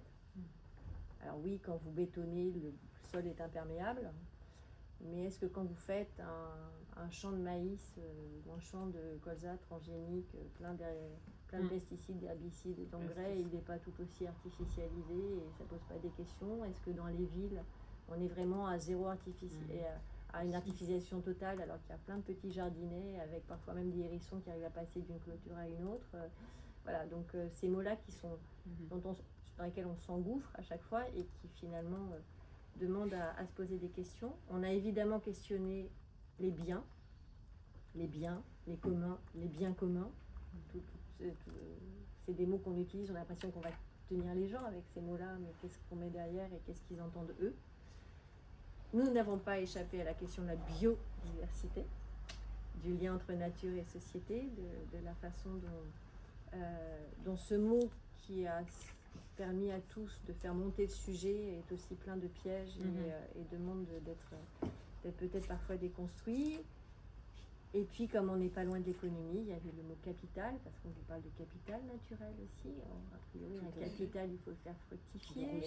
Alors que justement, le capital, c'est peut-être l'idée de justement pas le faire fructifier, ou en tous les cas de le penser autrement. Toujours Jacques Weber, très provocateur, disait mais le capitalisme n'est pas un problème du tout. Le capitalisme, c'est préserver le capital. La question, c'est quel capital on préserve.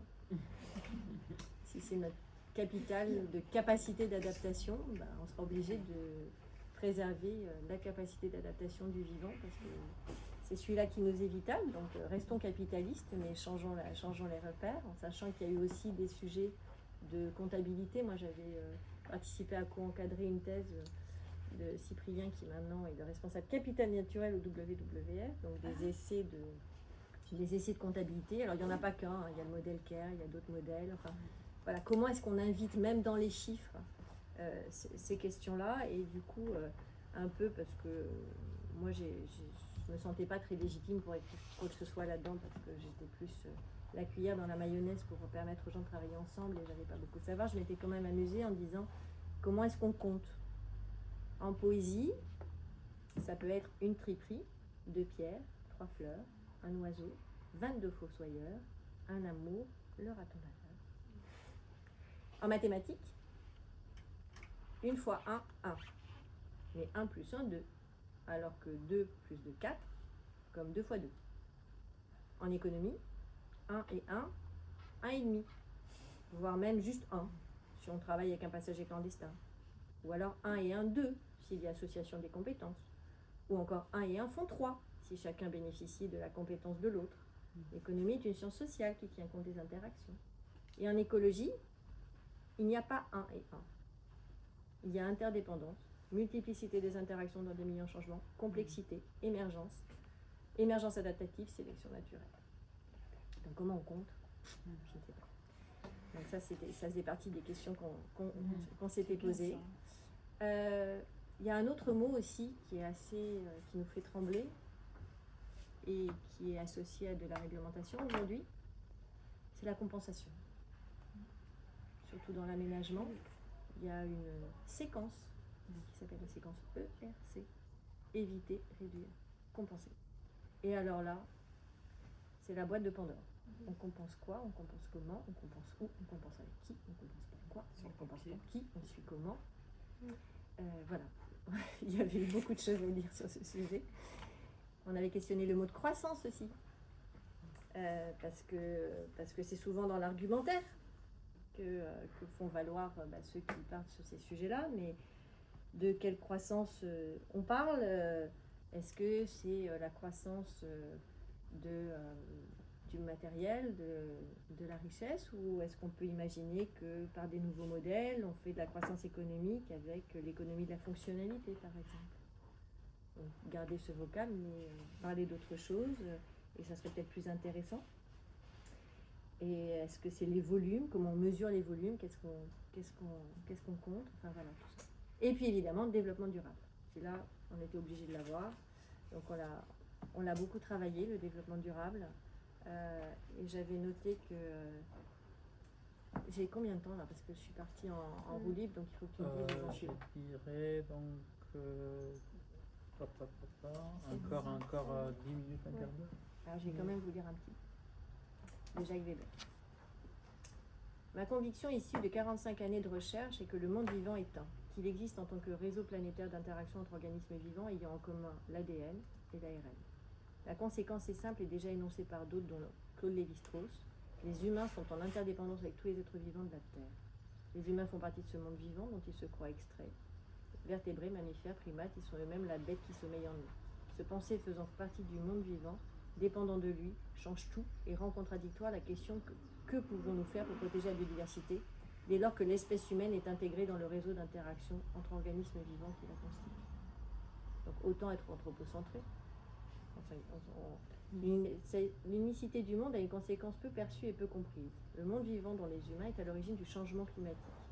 L'évolution du monde vivant à travers les émissions de gaz à effet de serre, la déforestation, la conversion massive des sols, l'irrigation, l'acidification des océans, impacte, voire détermine la dynamique du changement climatique. Nombre de personnes ne voient que l'impact du changement climatique sur le vivant, non l'inverse, et les préconisations en la matière découlent de ce regard unique. Je ne vais pas tout vous lire, mais l'idée c'était que justement, on a une espèce de schizophrénie en fait, dans la question du développement durable. La question aussi, mais ça vous la connaissez, de cette traduction, est-ce que c'est durable, est-ce que c'est soutenable? En écologie, on préfère soutenable. Aujourd'hui, il y a une autre façon de parler de ça. Vous avez peut-être entendu parler, un autre mot valise qui arrive, enfin une autre façon d'essayer de rendre compte de ça, c'est les limites planétaires, où on vous dit que voilà, on dépasse les limites, vous avez vu Rockstrom. Alors il y a un des scientifiques du GIEC qui en provocation m'avait dit mais il n'y a pas de limites planétaires. Et en fait oui, les limites planétaires, quand vous voyez ces schémas-là, on vous parle des limites de l'habitabilité de la Terre pour nous. Donc on reste très anthropocentré, et tant mieux, parce que de toute façon on s'occupe de nous, et c'est notre sujet, mais c'est vraiment ça.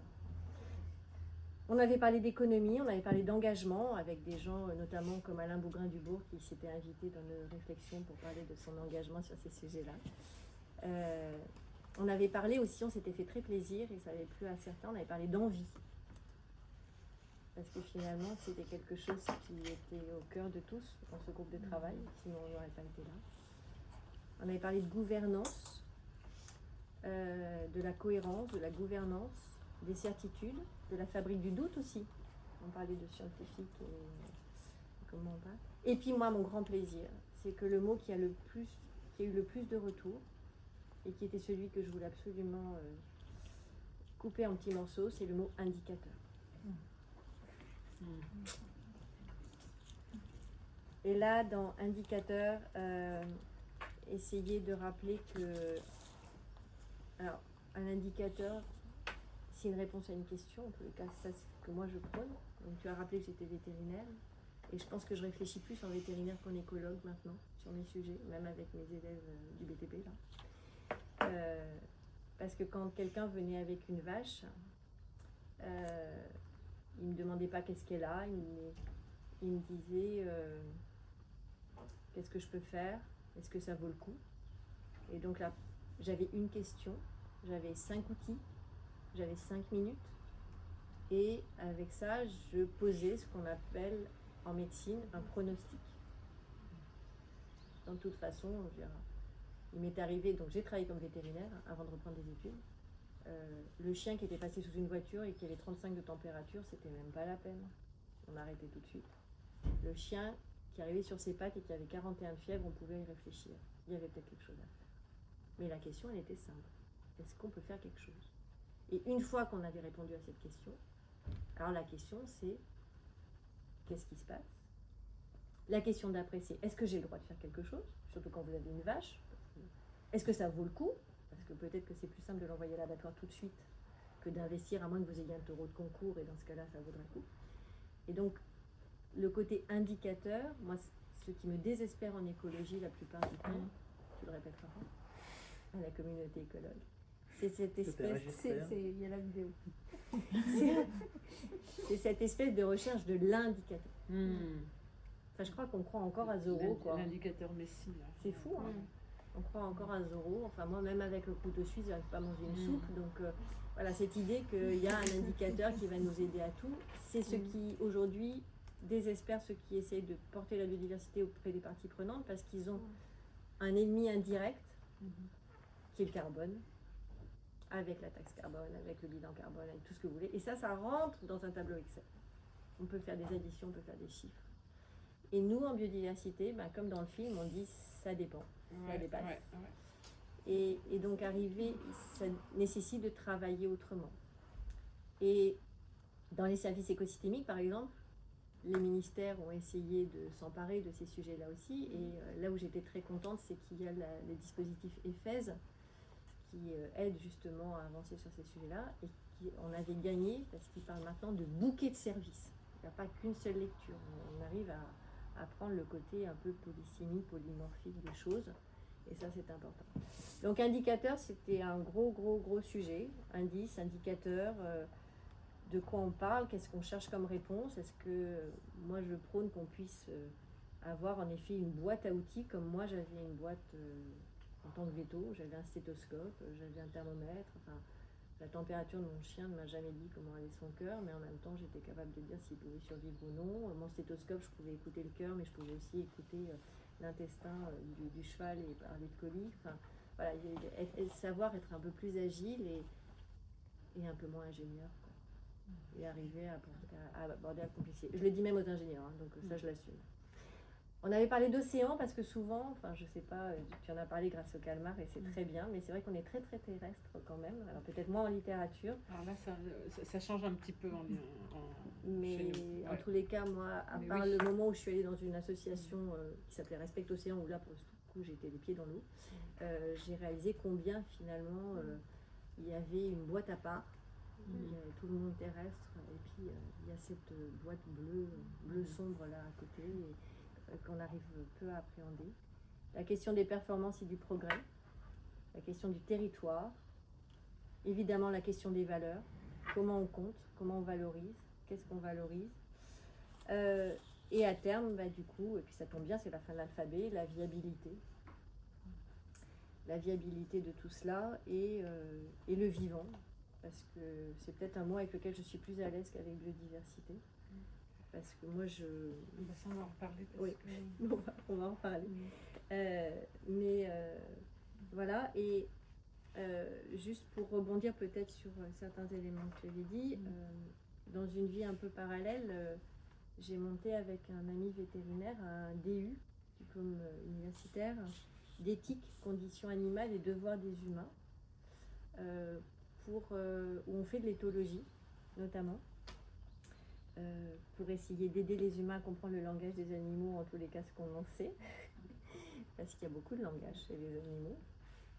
Le body language déjà, et puis après d'autres façons de communiquer. Donc voilà, et puis essayer de voir comment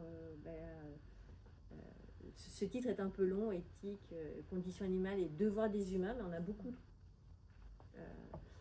voulu insister sur devoirs des humains, parce que c'est quand même nous qui sommes à la barre, et donc c'est une façon de... Alors il y a du droit, il y a de l'éthologie, et puis il y a toute une approche scientifique, d'éthique, parce que là, à nouveau, quand vous parlez d'animaux, quand vous posez la question des élevages intensifs, ou des zoos dont tu parles, ou toutes ces questions-là qui sont loin d'être simples en fait, hein. Moi je ne suis jamais capable de répondre non, enfin c'est complexe, et ben c'est nos devoirs à nous de qu'est-ce qu'on en fait, parce qu'aux dernières nouvelles c'est quand même un peu nous. Alors c'est peut-être pas l'anthropocène, mais en tous les cas on a une sacrée force sur cette planète, et donc moi ça me paraît important d'ouvrir l'esprit, et aujourd'hui avec les élèves ingénieurs, donc autant à AgroParisTech que à l'ESTP, c'est de se faire se rencontrer des façons de lire l'espace différentes, de penser le développement d'un territoire, et j'avais une étudiante en thèse qui avait fait sa thèse sur les friches, parce que finalement les friches industrielles c'est peut-être l'un des sites où on est encore ensemble autour, sinon c'est les forestiers. En gros, ceux qui pensent un peu long terme, c'est les forestiers, parce que quand vous plantez un arbre, ça prend quand même un certain temps à pousser. Et les friches industrielles, c'est encore un commun, puisqu'on cherche les communs. Et en anglais, c'est rigolo, alors mon accent anglais est terrible, hein, surtout en ayant travaillé en Afrique, mais on appelle ça les wicked problems, donc les problèmes pernicieux. C'est pire que les problèmes difficiles, si vous voulez. Voilà, on va dans des sujets qui sont... Et là, la question, c'est comment on se parle, comment on s'entend, comment on discute. Et la petite déception que j'ai eue, c'est qu'on avait travaillé tout ça avec des gens qui étaient très impliqués, je vous l'ai dit tout à l'heure, dans les rapports RSE, dans cette façon de parler de ces enjeux, et en interne, et d'en rapporter. J'avais travaillé avec l'UICN France à l'époque, dans l'idée d'outiller les entreprises sur des indicateurs, sur différentes façons, qu'est-ce que vous pouvez compter. Enfin, il y a le club des infrastructures linéaires qui s'est fait ses propres indicateurs. Enfin, il y a beaucoup de créativité autour de ça, et c'est très intéressant. Et puis, j'avais ma collègue, parce qu'après le Grenelle de l'environnement, il y a eu l'article 225 de la loi Grenelle depuis la DPEF, donc des réglementations pour rendre compte de son implication, notamment sur la biodiversité des entreprises. Et je voyais arriver les rapports, et je connaissais les entreprises qui étaient derrière. Après, les résultats étaient anonymisés, et c'était désespérant, parce que je connaissais des entreprises, LVMH, L'Oréal et d'autres, pour qui la biodiversité c'est un sujet de business, c'est un sujet très important, mais c'est aussi un sujet de recherche, et c'est donc aussi un sujet confidentiel. Et donc dans leur rapport RSE, vous n'avez pas grand-chose. Et puis les autres qui sont un peu loin, les plus forts d'entre eux au départ, c'était les carriers, qui ont plutôt tendance à vous détruire beaucoup de biodiversité, mais qui vous racontent combien ils en créent aussi. Parce que c'est vrai que quand vous allez prélever du sable dans un champ, après vous avez un superbe milieu humide où les ornithos sont ravis de bien voir des oiseaux, et vous pouvez même dire que la biodiversité est plus importante qu'elle n'était dans le champ d'avant. Et là ils en parlaient beaucoup, et donc j'ai... bon, ça sera peut-être le mot de la fin, c'est peut-être pas le plus gai, mais j'ai une amie d'un gros groupe qui me disait, mais tu sais... le reporting RSE, c'est ce que les entreprises veulent bien dire de ce qu'elles font. Et c'est tout. Voilà. Donc on n'est pas sorti de l'auberge encore. Merci. Merci.